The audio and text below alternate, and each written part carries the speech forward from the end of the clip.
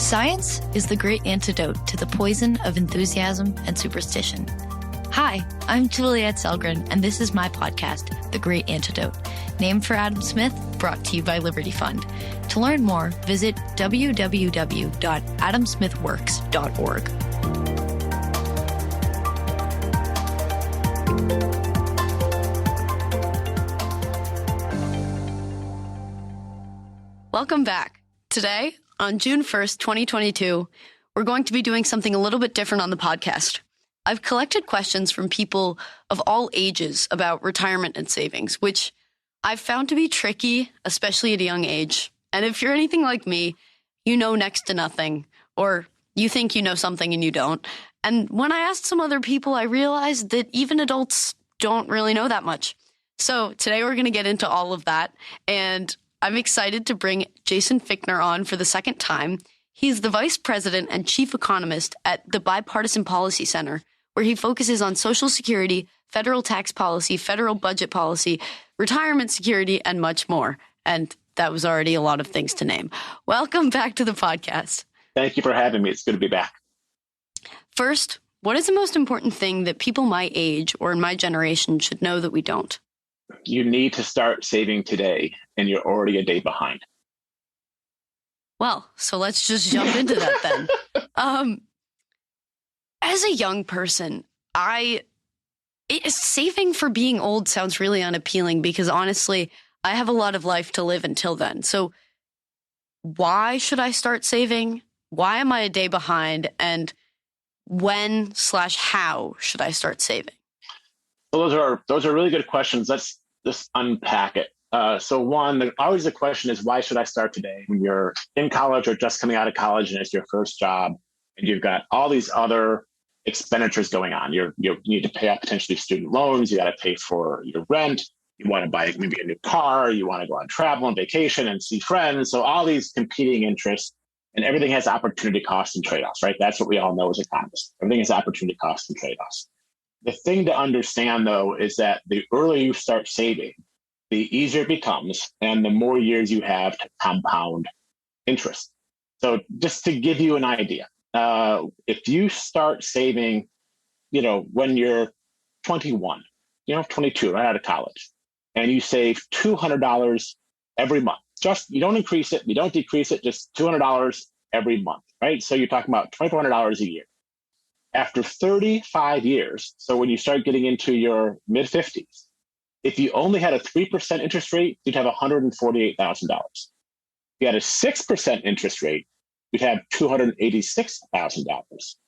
But if you had a 12% compounded interest rate, you'd have $1.3 million. So imagine now being in your mid-50s, it's $1.3 million. All of a sudden, your retirement looks a lot more affordable, and you still have many more years left in which you can work and save. And you're never going to get 12% annual growth rate a year. You're probably going to get 8 to 9. And in some years, it'll be down, and some years it'll be higher. This is the way the market works. But the sooner you start saving, the faster your money grows. And it looks hard at first because, a 10% return on $10 is $1. And that doesn't seem great. But a 10% return on $1 million is $100,000. And that looks great. So when you start saving younger and then you get older, you start seeing that compound interest and those investments accumulate. That accumulation leads to greater growth. And all of a sudden you get to the point where you're my age, and I'm now 50. So I'll out myself. I'm now 50. And I'm doing pretty well. I am one of those 401k millionaires out there because I did start saving right with my first job out of college. And I did it in a 401k plan. I had a government job, so I had a government matching program, and a lot of employers now match for their 401k or 403b plan, which is a nonprofit version of 401k. And when I first started, it was a few $100s here, which turned into a few thousand. And now 30 years later, it's a multi-million-dollar account. And I'm looking at having hopefully a much better financially secure retirement because I started saving early. And that's why you need to start today. And the reason we make the joke about why you a day late is because, the best savers are those who start out with their lemonade stand when they were kids. And that creates great habits. And the other thing to think about why we want people to start today is, again, it's habit forming. This is the behavioral insights. You get into the habit of saving, you like saving. that's a good thing to start doing. And that creates long-term benefits, long-term habits. We are humans, we're a creature of habits, whether it's, biting your nails, whether it's exercising, eating, how you do homework, we're all habit forming. Starting off saving early is important. And you asked me, what should you start doing? So the next question is, yeah, Jason, I just got my first job. I got a lot of things to do. So let me do 5 things to start with your first job. So the first thing, make a budget. And maybe, we should tell Congress to do that too and make a budget and stick to it. But this is one of the hardest things people don't think about. Sit down, go through your expenses. What are you paying a month in your rent? What are you paying when it comes to your healthcare costs? If you have premiums for health insurance, what are you paying if you have a car payment? What are you paying for food, groceries, utilities, et cetera? Put that down and see what you make. And then that difference comes out to what your discretionary income is. And then figure out how much of that you can start saving. But make a budget. People who budget and plan do a lot better saving and investing and being financially secure in the long run than people who don't. The second one, which you talked about earlier, is don't wait to save and invest. Just start doing it. If you have a job, see if your employer has a 401k plan or a 403d plan. Start putting money in. You don't have to put the maximum, just start doing something. If your employer offers a matching program, maximize your contributions to maximize the match. That's basically the only thing about free money we can find as an economist is an employer matching program. Mm-hmm. The question is, how much should you save? Some people say save 10%, some say 20, some say 30. I'm going to tell you to start saving something. I don't want people to forgo and have a miserable life because they're saving for a future.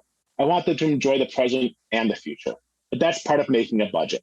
So my focus is that I would tell people to start saving 10%. If you can save 10% of your income, you're doing pretty well, and then start ratcheting up over time. When you get a raise, an increase in salary or a new job, up the contribution, but try to save 10% to start and work your way up to 20 or 25. The fourth thing is start an emergency fund. This is going to seem weird because cash doesn't pay a lot of interest, but it's good to be sort of self-insured. Have some cash. So when you go back to the first thing about making a budget, let's say your expenditures are $3,000 a month. You should have 3 months cash on hand. That's $9,000. Put it in your checking account, put it in a low interest savings account, but put it in there and don't touch it. That's your emergency fund. If something comes up, you lose a job, you get sick, something happens, you've now got 3 months of cash in which you can pay for expenditures without reading your retirement account, without going back to your parents, without hitting credit cards.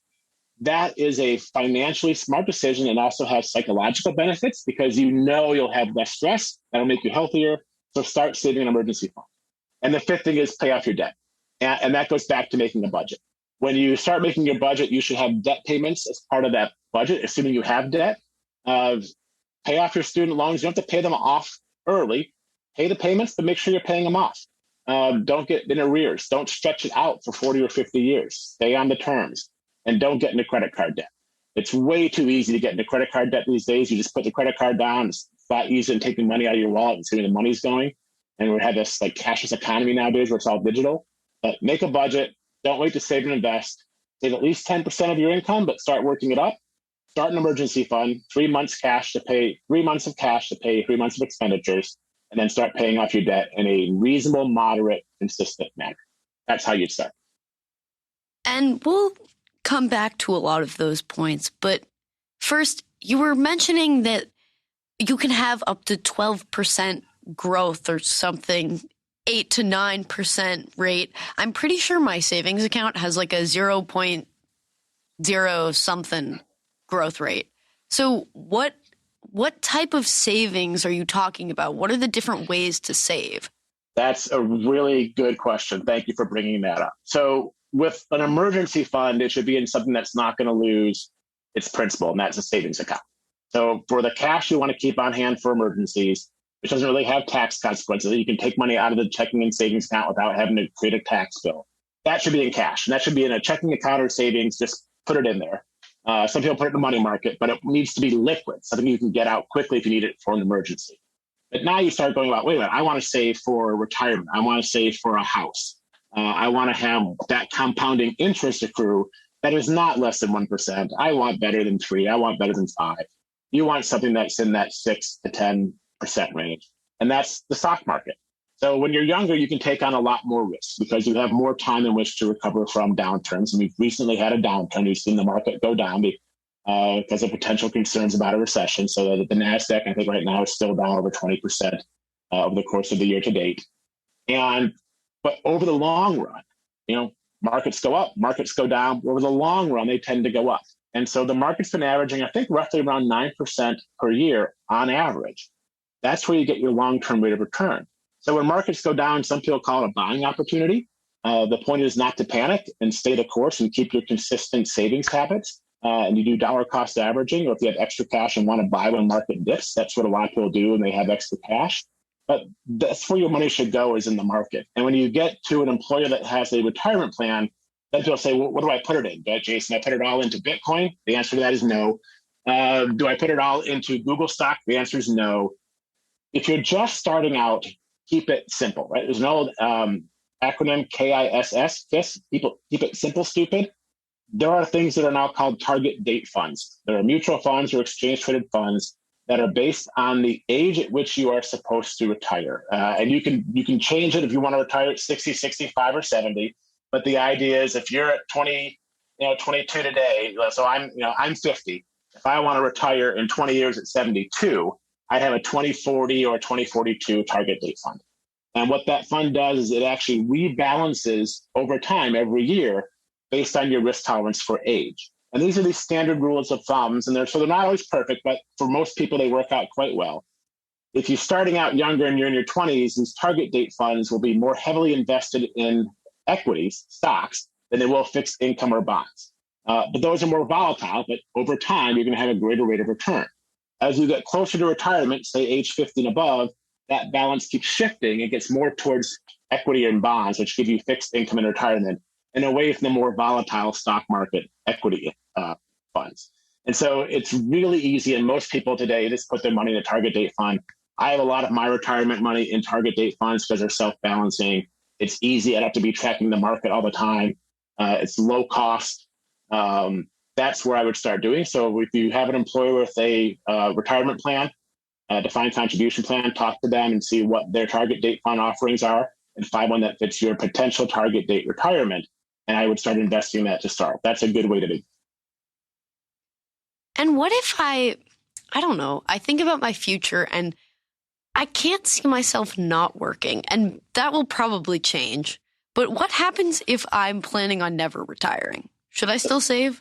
So the answer to that is yes. And I think the idea to think about here is think about risk. So think about the upside and downside risk. So Juliet, if you told me today, you know what, I'm going to keep working until I'm 75, 80, or I'm never going to stop working. I love working so much. I can't imagine retirement. I don't even know what that means. I'd be bored.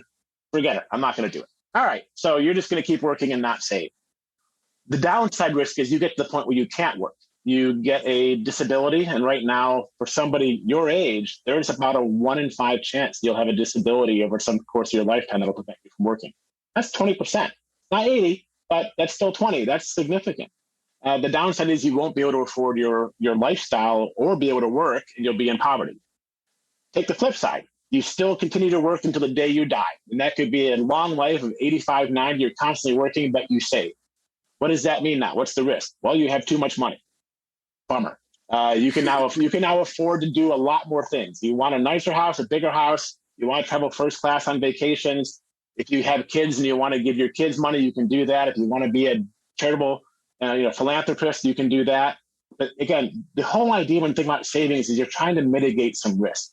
The risk is you don't want to run out of money in retirement. You want to still have a lifestyle which you are comfortable with. You want to be happy in retirement.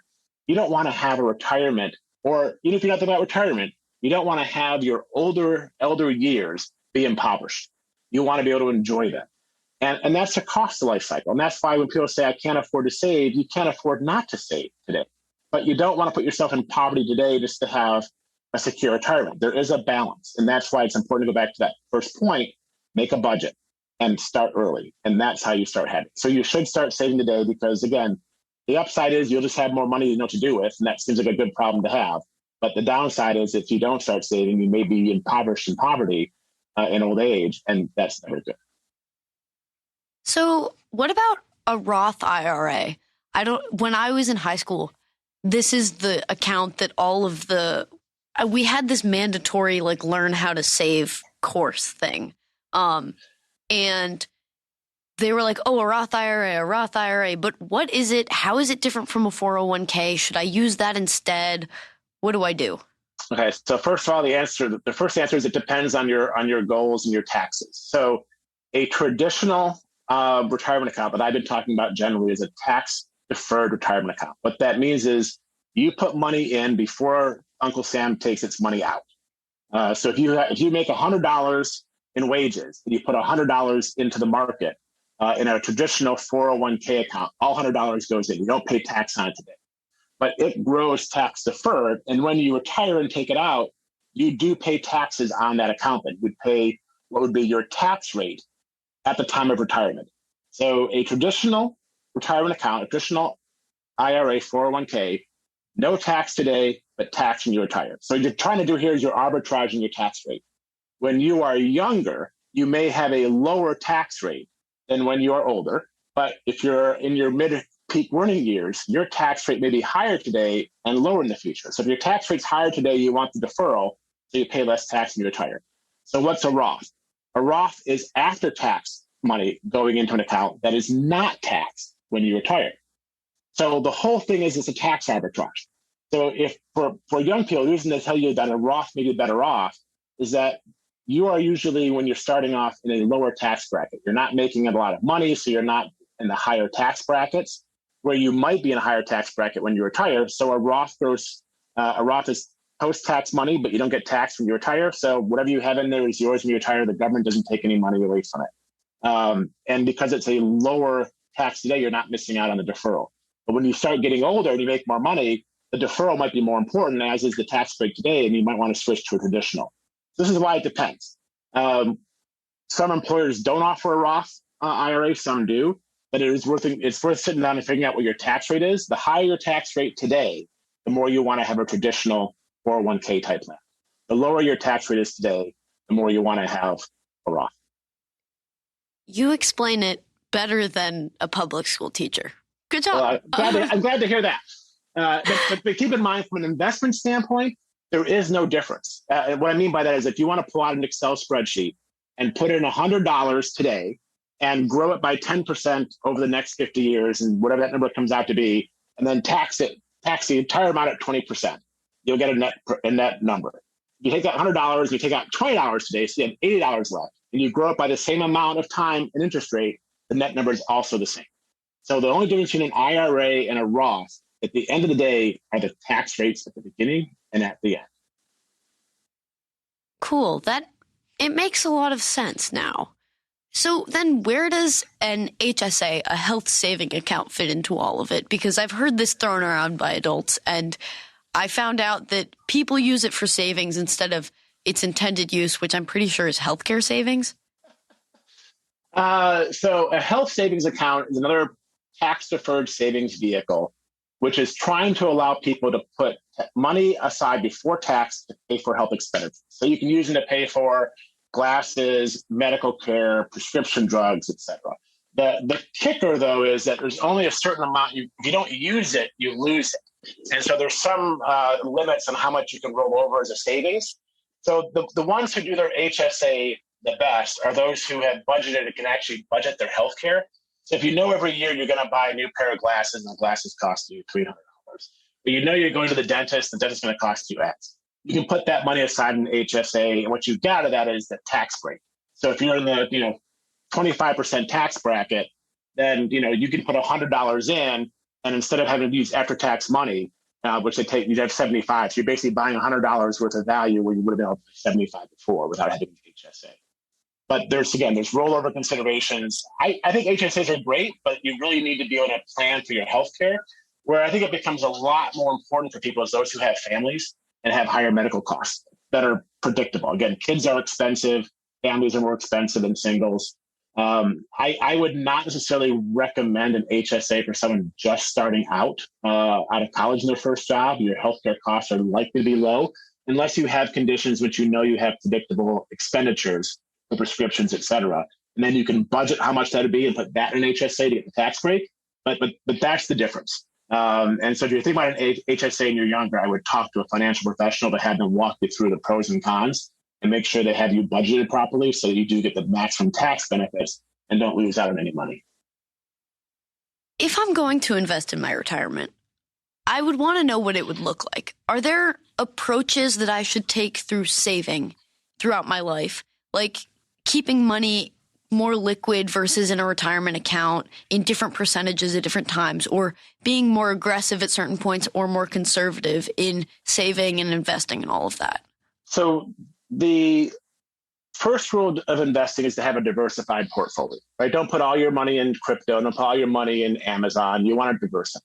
And that's where I go back to the target date funds, because those things diversify by equities, S&P 500, NASDAQ. They'll have some fixed income, and they'll rebalance over time as you get older. This goes into your risk question. You can take more risk when you're younger because you have more time to recover from any sort of market downturns than you do when you're older, and might need the income right away when you're older and close to retirement. So that's when you take on more risk early, you take on less risk when you're old. How much to save in and out of retirement as a percentage is a really good question. And that really depends on people's financial needs. There's not a one size fits all. So I don't like this, all should go into your retirement, all should go into emergency savings. You got to figure out what's right for you. And this goes back to that very first point again about having a budget. Because when you start with a budget, you can sit down and figure out, here's what I'm making per month. Here's my take home pay. Here's how much has to go for rent and utilities, food, et cetera. And then what's my other bucket? This is called mental accounting, by the way. If someone wants to Google mental accounting, you can see how behavioral scientists talk about this, where there's a bucket for your rent, a bucket for your utilities, and then you've got various buckets for savings, for travel, for entertainment, et cetera. And it helps people think and plan for savings and spending.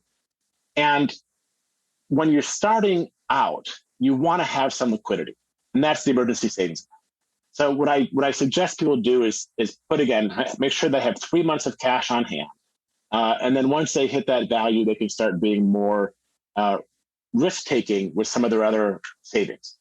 They can put more money in the market if they want to. They can set a separate account they want to save for a house. If they're trying to save for a wedding, they can do that as well. But they're sort of prioritizations. And that first priority in some ways is emergency savings. And then you start doing the retirement, then you go towards house, et cetera. But that's how I'd start. And then, I look at my portfolio. And so again, just because I do it doesn't mean it's the best for everybody. So you have to think about your own personal needs. But I basically have right now about a 50-50 split of my assets, not including the house, but just equity assets that are in the market. Half are in retirement accounts, half are in regular brokerage accounts, which are taxable. So if I make any trades in those, I've got to pay taxes on the trades, the capital gains taxes on them. If you do something inside a retirement account, that you don't have to worry about taxes until you actually use the money and take it out in retirement. But in a taxable account, you do have to worry about taxes. So I do about a 50-50. Part is because I do want to have some liquidity, and I do want to have some ability to take money out of the market if I need to without having to worry about like a 10% penalty to take money out of your retirement accounts before you're 59 and a half. So that's just been me. Some people would suggest, you do a 70-30 split. But again, the idea is to make sure you have some sort of split so you do have access to liquid cash if you need it, liquid equities if you need it, and of course, then you lock up stuff for retirement in a retirement account. And you just have to figure out what's the right one for you. The key thing is have a budget and start doing it. And there are a lot of rules that get thrown around to talk about how you should save and allocate your income that are supposed to make things like saving easier or less thought requiring. Something that I learned in high school was the 50-30-20 rule, which I don't remember what the 30 is, but the 50 is your needs. I'm pretty sure the 30 is, I guess, like whatever's left over. And then the 20 is 20% of your income should be saved. And there's the 4% rule. So what are common rules that you see people following, and should we follow them? Another nuanced question requires a nuanced answer, right? So one size does not fit all. And these rules were put out to make it easier for people to understand complicated things. So let me give you one rule I do like, and it's called the rule of 72. And you're probably going, wait, I have not heard of the rule of 72. So the rule of 72 is a rule to allow you to figure out quickly how long it'll take to double your money depending on an interest rate. So if the interest rate is 10%, you divide it into 72, that means if you get a 10% annual rate of return, your money will double in 7.2 years. It's a 7% rate. You divide 7 into 72 and you get 10 years. So the rule of 72 is a quick, easy thing to figure out how long it takes you to double your money based on an interest rate. And I think this is where it comes in, because for a long period of time, the markets were averaging, between 9 and 10% a year. You can double your money in 7 years. That's pretty good. And that's why, again, you want to start saving early. Now the question you're going to this 50, 30, 20 is how much of your budget should be going to expenses. And this is where if someone sits down with me and says, Jason, I've done what you said. I've gone through and did rule number 1. I did a budget, right? So your first half did a budget. And I have found out that I'm bringing home $4,000 a month. So it's $48,000 a year. And my rent is $3,800. Well, guess what? A higher percentage of your take-home pay is going to rent than it should. That's a large percentage. You need to bring that down. And this is where those rules come in. It's trying to help people budget and make sure they're not overspending on certain areas. I don't know whether the 50, 30, 20 is the right one or not. But again, when you start going through your budget, if you find that there are areas that you just don't have the income to save, that might mean you're spending too much somewhere else. And the way I would start thinking about this again is I think people should start by trying to save 10% of their income. So now you can use that 10% wallet off for savings. And now you've got 90% left to play with, right? So 90%, how much of that now is locked up for expenses that you really don't have much control over? They're fixed. And then you start thinking, is that too high or too low? Am I comfortable? Do I have enough flexibility than to weather an emergency or travel or vacations or to go out and do dinners out and have some fun? If you find you're not able to do the things you want to do, then you need to find ways to cut back. That might mean that whatever percentage you're spending on fixed expenses needs to be changed.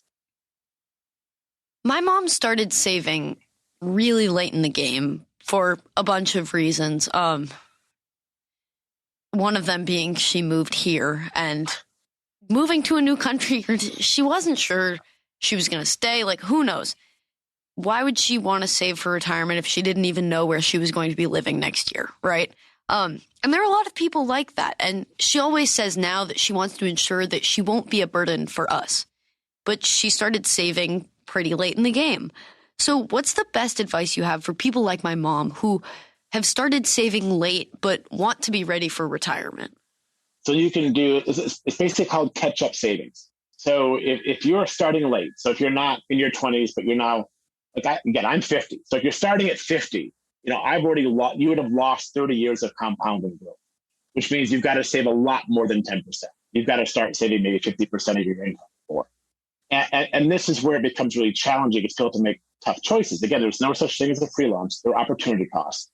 But our retirement savings policy does allow for things that are called catch-up contributions. So again, you go back to your employer plan we've been talking about, whether you're doing a Roth or you're doing a traditional 401k, you're only allowed to contribute a certain percentage or a certain limit per year. That limit increases for those over age 50. They do what they call catch-up contributions.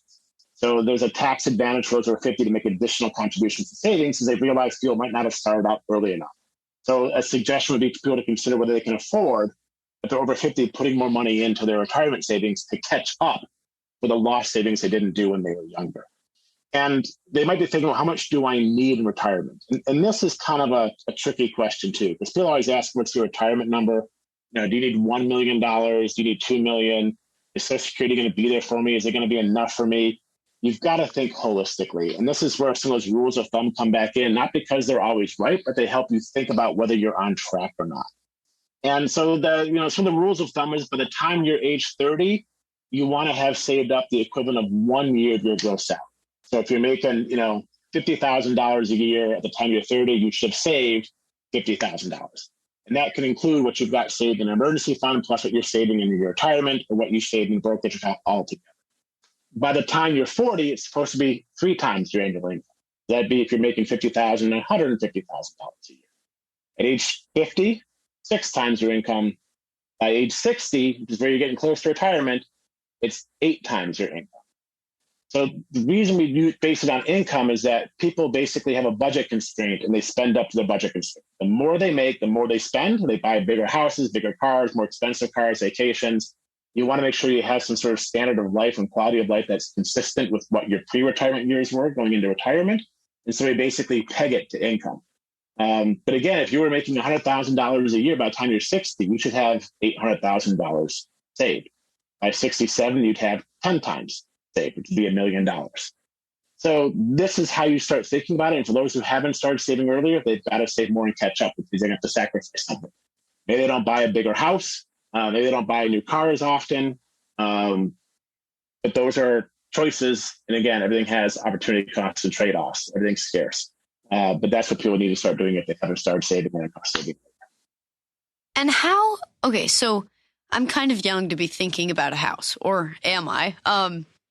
So what about like, I want a car, or I'm going to go to college, or at some point I'm going to live in a house or have kids. Those are big expenses. How do you start saving for those sorts of things? This is where I would talk about, again, I would use the term mental accounting, but it's considering everything a bucket. So let's say you go through your budget, and in your budget, you decide that you can save 10 or 15% of your income. And that's what you have for all savings. So of that 10 or 15%, you take a certain amount, you put it towards emergency savings to start building that up. Take a certain percent to put it towards your long-term retirement savings. You might take some and then put it aside for a house or for an education fund or for a house fund. That's how you start doing it. And again, savings the accumulated benefit doesn't happen overnight. The initial constraint, the initial behavioral insight, the initial hurdle to overcome has to happen today, but the benefits accrue over time. So it's not going to happen overnight. And this is where you have to stick with it. And over time, because of compounding and the consistent nature of savings, and again, I would make sure people save consistently, do it, every time they get a paycheck, money should be going into a savings account and as it's budgeted. Over time, it starts building up, and then eventually you have what you need to make your lifestyle choices, whether it's for the education, for a house, or for retirement. You just got to start. And think about this as buckets. How much do you want to put towards a house? How much do you want to put towards a wedding? How much do you want to put towards kids or college education? How much do you want to put towards house savings, travel funds, etc.? It's all got to be part of thinking about it as mental accounting. And for things that are far off, but not as far off as retirement, what sort of account should I be using for that? It depends when you need the money. So for anything in which you need the money, say in less than 12 months, keep it in cash. And I know some people say you don't make much on cash, but you don't lose money on cash either, except for inflation. So I think cash is safe. There's an old saying that cash is king. It allows you to actually do things when markets go down that other people can't do. So within 12 months, cash. For things longer than that, think about short-term versus long-term needs. If you're tying it up for between 1 year and 2 years, maybe you put it into a certificate of deposit that pays you a high interest rate. If it's longer term, 3+, look at the stock market. For retirement, you definitely want it in the market. And that's a combination of equities and fixed income that will rebalance over time. But it really is your needs. Like if you're coming out of college and you want to buy a house at 30, you can put that money in the market. So then paying off debts, because I'm guessing I already in college, I know so many people, myself included, who are dealing with paying exorbitant amounts for this education, and I know people who are still paying it off years and years and years afterwards. So how do we factor in paying off debts when we're saving? And then how about credit cards? Obviously you mentioned how hard it is to remember that you need to pay off your credit card, but how does that play into the overall saving, spending budget? Yeah. And so this is, and again, when you go through your budget, let's just start with credit card debt first. So credit card debt is generally the ones that carry the highest interest rates. And so the ones that you're better off paying off quickly. And so if someone says, should I forego my retirement account to pay off credit card debt? Yeah, I get it. I'm not going to argue with you, but you got to pay off the credit card debt. I still think people are better off doing some amount of savings just so they get into the habit and it becomes routine. The more it becomes automated, the more it'll continue over time. But it is very important to pay down high interest rate debt very quickly as possible. And that's credit card debt. Obviously, there's an old joke that sometimes the best way to win is not to play the game. That's credit cards. They are a good tool to help us facilitate purchases. I don't have to carry cash around, but I pay my credit cards off every month. I don't carry a balance. And this goes back into a budget, making sure that you only spend what you need to and that you spend within your means, live within your means, don't go over. Sometimes you might have to for an emergency, but that's when the emergency savings fund should kick in. So you can use that as opposed to a credit card. When thinking about education debt, and this even goes to a mortgage debt, you want to make sure your debt payments will fit into your budget. So when you're doing your budget and you get your take-home pay, a certain percentage should go towards fixed overhead, and that's rent. That also includes debt facility debt payments, and that would include your student loans. If you have credit card debt, those as well. Pay those off and make sure it's part of the budget. You have to, again, budget for it. And once you start seeing where your money's going and how much money you have, that also is a tool which changes people's behavior. Sitting down doing a budget is a really good exercise. It shows you how much you have coming in, and it also shows how much you have going out. And once you start realizing that, you start questioning additional expenditures. Do I really want to buy this extra jacket? Do I really want to do X, Y, and Z? I don't mean that to make sure people don't have fun. You want to have a good life and have fun. You're working hard, but you also want to make sure you make right decisions. And the best way to make better informed decisions is to be informed about your budget. And that's why that's always the first rule we put out. But debt payments are part of the budget. Think about a plan if you have debt, to pay it down. Student loan debt, think about income-based repayment plans. Those are really good options right now if you're qualified to do so, that allow you to pay a certain percentage of your income towards your student loans after 10 years. If you make all the consistent payments, the rest is forgiven. Look into your options. Those are great ways to make sure you can afford the debt that you have and to pay it off. I want to go sit down and make a budget now, but I also am kind of afraid to look at my bank account because I am a college student. So what age should I retire? What is the retirement age for Social Security? I'm pretty sure there are two different ones. Which one should we take? So the Social Security, the retirement is also changing, right? So people, I think the time in which we think about retirement as, you turn 65, the only employer which you've ever worked for your entire life throws you a party, gives you a defined benefit pension plan and a gold watch, and you go sit out in Golden Pond, is done. Retirement means a lot of different things to different people. It may mean that you work part-time. It may mean you don't work for money. You do things you enjoy. It may mean having different stages where you take time off to do things you want to do, like travel and come back and do other types of work. It may mean you work, to your point earlier, you may never stop working. You may just change your lifestyle and not do a 9 to 5, or maybe you do. You go back to school and get a PhD in your 60s. There's a lot of things you can do. So when we start talking about retirement, I think we have to understand that our generations have now changed what retirement is. A lot of us have different jobs throughout our career. Again, my dad worked for Chrysler Motors, the car company, for 30 years. My mom worked for a fitness company, the same one, for 35 years. I think I've already had 8 or 9 or 10 jobs already in my 30 years here in DC. Different employers, different retirement plans. We're not going to have the same job for our careers, and that sort of changes what we think about when it comes to retirement. I may not completely retire. I may go back and teach part-time. So this is something about what does retirement mean. But you brought up Social Security. So Social Security benefits can be claimed anywhere between age 62 and 70. And it's good to think about this as the minimum benefit age is 62 and the maximum benefit age of age 70. You can claim anywhere in between them. But the formula is supposed to be actually neutral. So assume someone lives to an average age of 85. If they claim at 70, they'll only get benefit checks for 15 years, again, assuming they die at 85. But they get a higher amount for those 15 years. Where if they claim at 62, they now have 8 more years of getting checks, so they get a lower monthly check, so that on a net present value basis, it's the same. But some people live to be greater than the average age. Some people live less than. If you think about this from insurance value, you are better off delaying claiming if you can afford to, because if you live longer, those higher monthly checks will be there for the rest of your life and be there when you need them for maybe healthcare needs or inflation, because Social Security is inflation protected. So I always suggest people, if they can, they delay claiming as late as possible, up to age 70. There's no point in delaying past that. Some people can't afford to wait, though. They can't work past 62 and they need those benefits. If you need them today, you take them today, as early as 62. But if you can delay claiming, that is one of the best ways to make money for your retirement, is to delay claiming sort of a higher monthly benefit check. But they call the normal retirement age, which really isn't normal, but that's what Social Security calls it, is going to be 67 for you and for me. And for people who, are younger listening to this. Now, the age may change if they do Social Security reform. They may index it for longevity and might go up to 70. But Social Security should be part of your retirement discussion.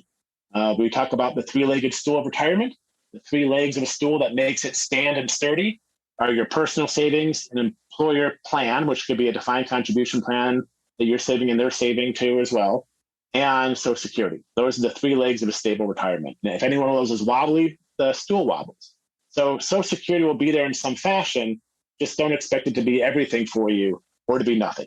Just know that it's part of it, and you should save to make sure that you have Social Security as part of your needs, but not for all of it, and then save for the rest. Right now, I'm going to plug our episode on Social Security. If you have any more questions about Social Security, go give that a listen because it is super informative. Before we wrap up, I have one question that I should have asked earlier. Where is a 401k? Can I see it in my bank account? Where is it? Like we talked about in the other episode, my Social Security is not a Social Security bank account with my name on it. So where is my 401k? What is my 401k or whatever other account? Gotcha. So people always ask, why is it called a 401k? It's because that's the section of the Internal Revenue Code that describes the rules of what it is. So if you were to Google like the Internal Revenue Code and go section 401, you'll see K talks about retirement plans. 403B is for nonprofit retirement plans. So that's where this comes from and why we have the nomenclature, the shorthand. That's where the law comes from, where you see it.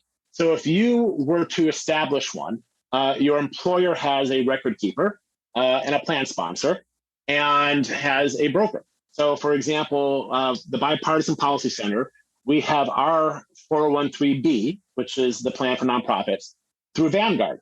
So I can log into Vanguard and I can see how much money is going into my Vanguard account with each payroll deposit and what my employer matches. So Vanguard has my 403(b). When I was at Johns Hopkins University, TIAA managed all the accounts, but we had an option where we wanted to put it. We could put it in TIAA, Fidelity, Vanguard. There was probably a few others, T. Rowe Price. So they're basically held in brokerage accounts. So if you're starting one up, your employer probably has one you have to follow. So again, they might have already picked out Fidelity, Vanguard, T. Rowe Price. Who knows? If you're doing your own, you can do a self-employment one. Or you're doing your own Roth. You can pick. You can put in E-Trade, Fidelity, Vanguard. You can shop around and see which one has the best services for your needs. But that's where it is. So they're in financial services organizations. That's where you would find your retirement. Awesome. Great. So to wrap up, what is one thing that you believed at one time in your life that you later changed your position on and why? That's always a good question to ask. I think there was a point in time where I believed that if I just made $30,000 a year, I'd be fine for the rest of my life. And I remember that was in my high school junior year when I was taking an econ class. And again, I'm old. I graduated high school in 1989. So it's been 1988. And I thought making 30 grand a year would be enough for the rest of my life. It's not. And why is that? Because you have inflation, you have different needs, you want more things as you get older, and as your income grows, so does your budget constraint. You want to buy more things with it. And you realize that when you are 50, your expenses are a lot different than when you are 16 years old. Yeah, a new skateboard doesn't cut it.